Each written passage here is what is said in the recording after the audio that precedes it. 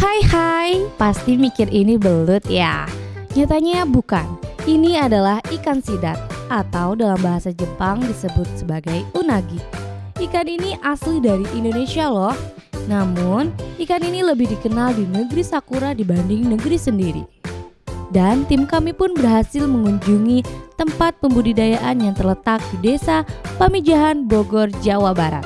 Akhirnya kami sampai di tempat pembudidayaan yang diberi nama Balai Luhur.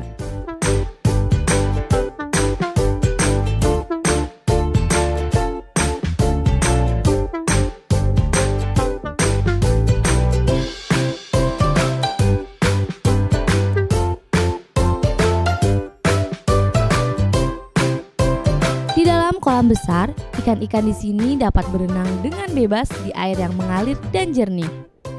Universitas Budi Luhur saat ini juga tengah membudidayakan ikan sidat.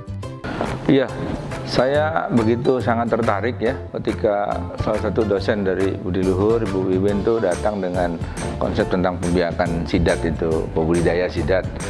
Ketika saya pelajari, ternyata Indonesia itu kaya sekali sumber alamnya dengan apa yang disebut ikan sidat itu, atau kalau sudah di meja di Jepang itu disebut unagi ya, di setiap restoran Jepang itu.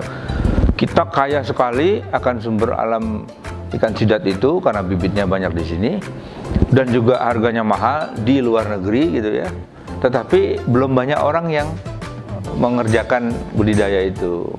Ya tadi itu juga dalam bisnis juga pasti ujung-ujungnya juga kita bicara tentang profit yang besar. Profit besar, resikonya juga pasti besar. Jadi ya sangat unik ya bisnis ini, nggak semua orang terjun ke situ dan saya lihat potensi yang cukup baik untuk kita semuanya.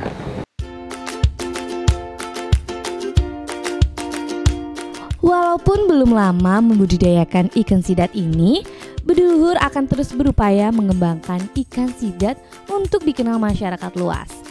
Dan ikan sidat ini memiliki bentuk yang hampir mirip dengan belut loh.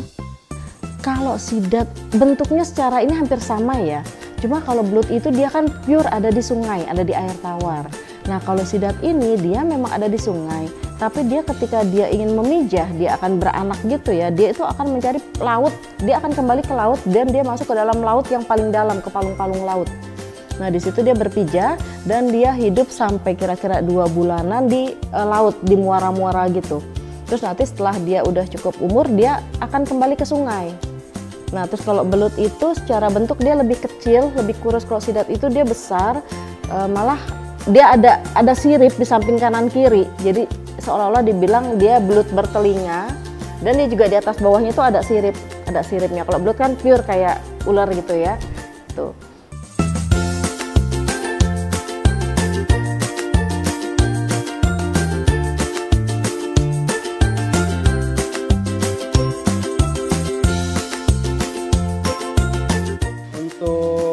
Dari benih dari glasil mungkin ya. Kalau dari glasil itu masih pakai di akuarium, untuk cara budidayanya masih di media akuarium.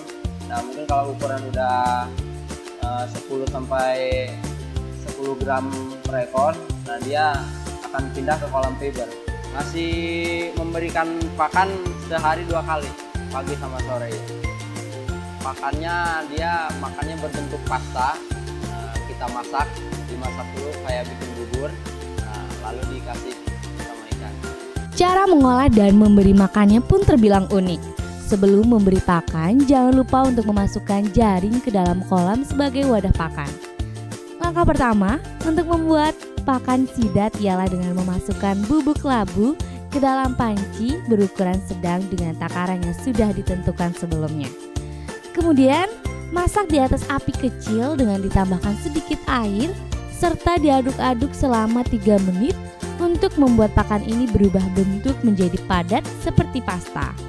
Setelah pakan sudah jadi, masukkan pasta tersebut ke dalam jaring yang sudah ditaruh sebelumnya. Dan dengan lincah, ikan-ikan pun akan datang untuk menyantap pakan tersebut. Sangat unik kan?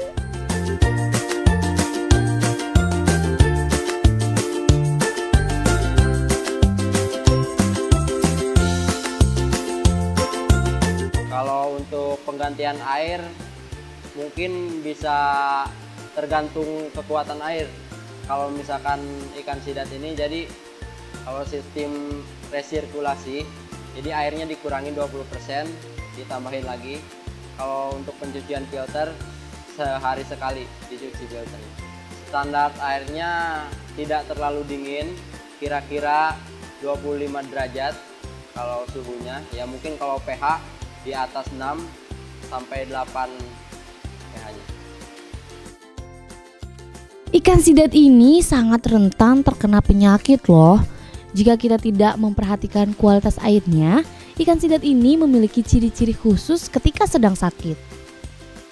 Jadi kalau ikan yang sakit itu dia menyendiri, memisahkan diri dari kelompoknya. Ketahuannya jadi ciri-cirinya dia geraknya agak lambat, memisahkan diri, sama kalau yang kekurangan oksigen dia ngambang kayak ular kobra.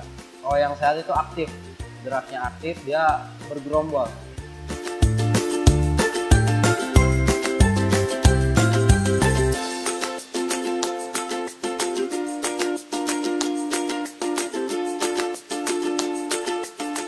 Bibit ikan sidat itu sebenarnya banyak sekali ada di sepanjang laut pantai selatan dari Sabang sampai Merauke. Nah, di Budi Luhur sendiri kami ngambilnya dari pantai Cilacap. Kriteria khusus ikan sidat untuk bisa diperjualbelikan, terutama dari mulai pengambilan bibitnya itu harus benar-benar ditreatment ikan sidat itu. Jadi harus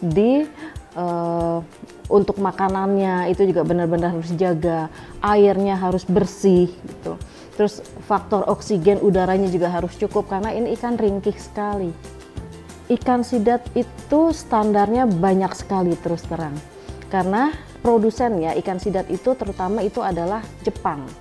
Nah, untuk memenuhi kebutuhan Jepang, itu Jepang punya standar tuh banyak sekali. Jadi dari mulai berat, terus panjangnya ikan sidat, umurnya ikan sidat itu harus sesuai dengan standar di Jepang.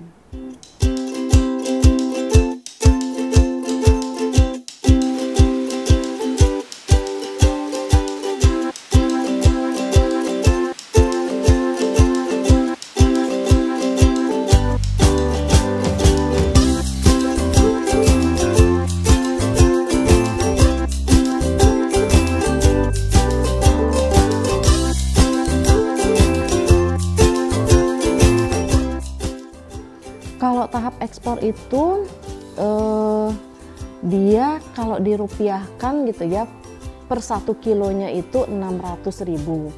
Itu kalau sudah jadi kabayaki ya, kabayaki itu jadi sudah diolah gitu ya. Jadi kepala sama ekornya udah nggak ada, jadi 1 kilo itu kira-kira isinya 7-8 ekor gitu ya.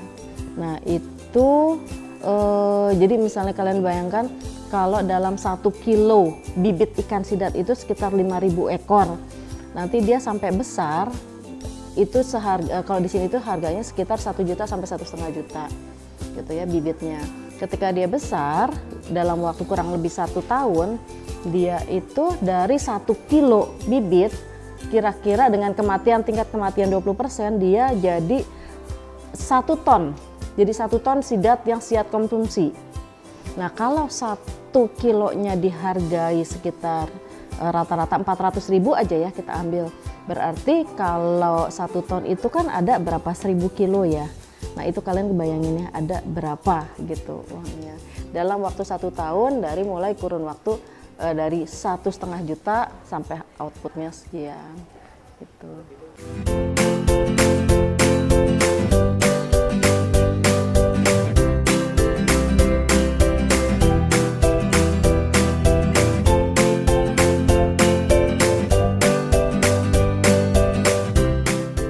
Memberitahu ke khalayak ramai, ke edukasi ke semuanya bahwasanya sidat itu tinggi akan semua proteinnya, omeganya, dan itu bagus untuk perkembangan otak kita supaya menjadi lebih pintar gitu ya. Mungkin di Jepang jadi pintar-pintar gara-gara makan sidat. Kenapa nggak kita ikut makan?